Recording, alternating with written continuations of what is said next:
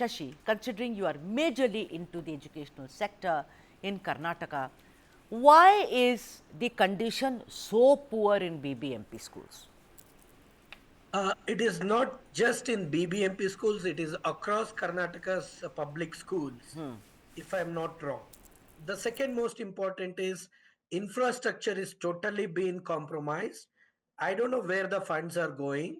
And minimum, we are talking about minimum basic infrastructure, which the same appropriate authority like education department, as the same thing, same consideration by private unaided schools or aided schools, but they don't implement in their own public run schools, even whether it is a BBMP or government run school, it remains same.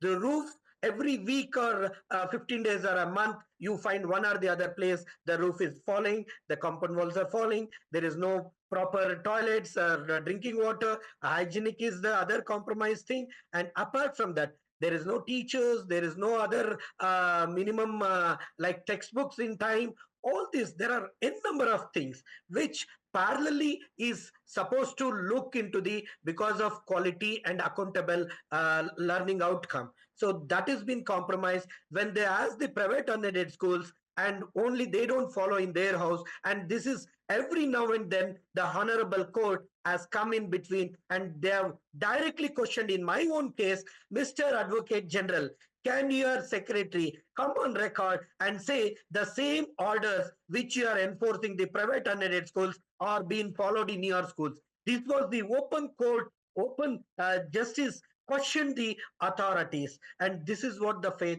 And today we welcome this move of a honorable high court asking this 49 schools to compliance again or look into relook or re-inspect that particular parameters.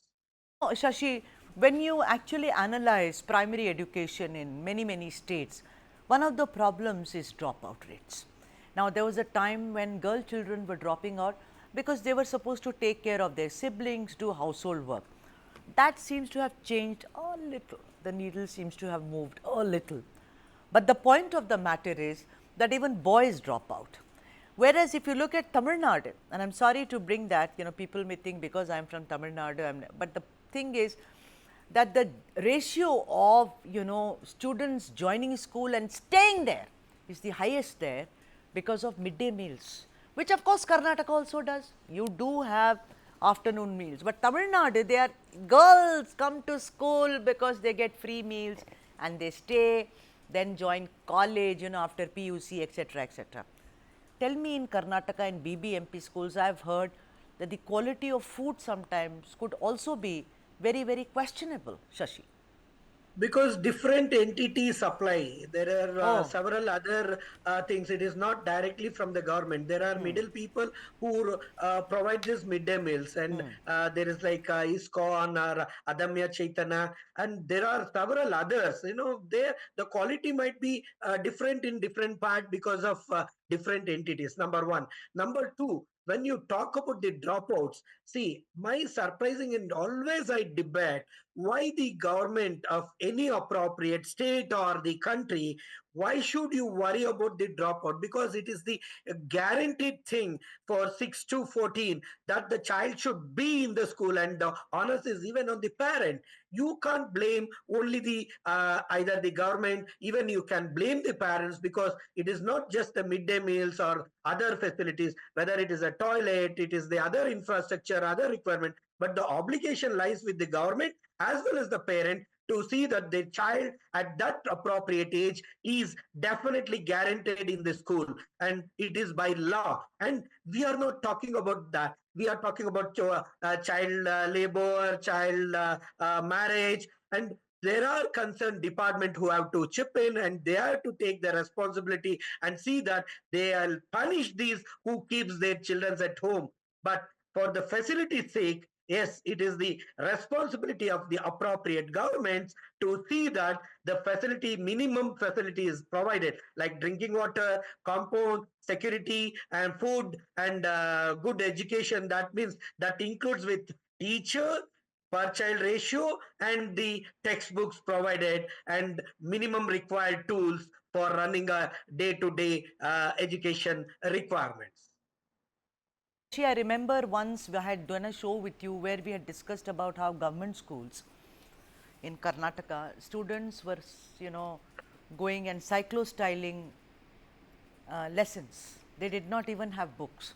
A lot of those children could not even afford the money Most to of them, cyclo. Sudha, we always fight with the government. We request them. There is a lot of disparity because from past 20 years, I'm surprised, My from God. 20 years, Huh. NCF recommendation, which even I was a part of the team, and 2005, till today, we have not revised, especially 1 to 5. And 6 to 10, it is absolutely curriculum, science and math is equally parallel to CBSE or ICSE, but unfortunately, that is not PR. 1 to 5th, it is not spiral integrated, and there is a research which I kept saying the government. Now the government higher ups have realized it because we are losing the admissions. And there is other part of the story because there is a less students and more supply of schools. The birth rate is been decreasing. All these factors are on another side. But when you talk about the quality of curriculum, definitely we are lagging behind because of 1 to 5th has to be revised. Textbook has to be in time. Textbooks most of the time, except 1 year, what I have realized is every year we get at least 5 to 6 months after. I mean, not all the books comes in a time. Only few books comes, and if the complete book has to come to the school, it takes at least not less than 2 to 5 months, and somewhere 6 to 8 months, and sometimes they don't reach at all. This is the ground reality which we bring to the notice. But officials on the upper office, they always see into data that from textbook society to BO office, 100% books will be supplied. From BO office to the schools, there is a lot of discrepancy that has to be addressed. This is where we are finding the mistakes, and we are finding the fault, and we are finding the ill managed education system in Karnataka.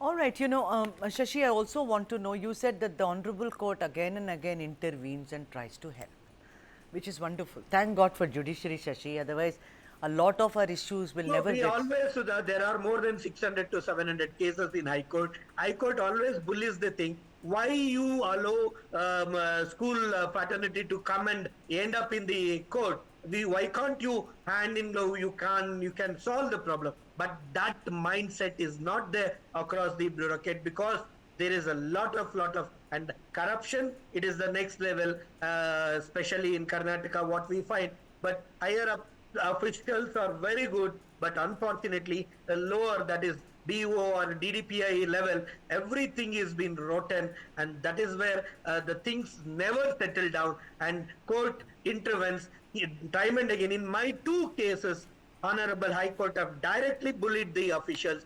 They have warned the Advocate General saying that, can you come on record? And they have also warned your officers will go behind bars. But unfortunately, that doesn't matter because thick-skinned.